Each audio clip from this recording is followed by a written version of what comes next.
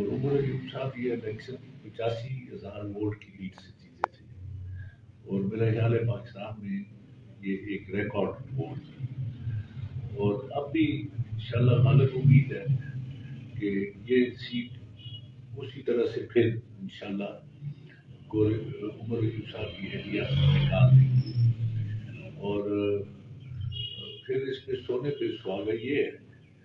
کہ ہمارے ایک پہلوان وہاں پہ میدان میں اترے ہیں مارسل سے، جو پہلے یہاں پہ اپنی تمام اثر و رسوخ اور جاؤ جلال کے باوجود پاکستان کے 3 دفعہ کے وزیر اعظم میاں نواز شریف صاحب کو وہ ہرا چکے ہیں یہاں سے۔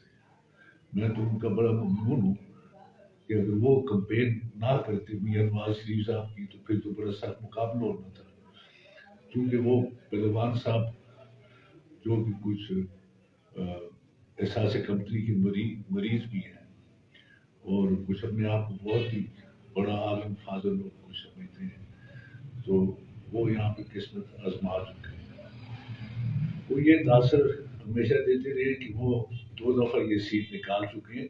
لیکن وہ بھی میاں نواز شریف کی وجہ سے انہوں نے نکالی تھی، ان کی اپنی کوئی یہاں پہ سیاسی حیثیت نہیں تھی۔ تو اب وہ اترے ہیں میدان میں ہری پور میں،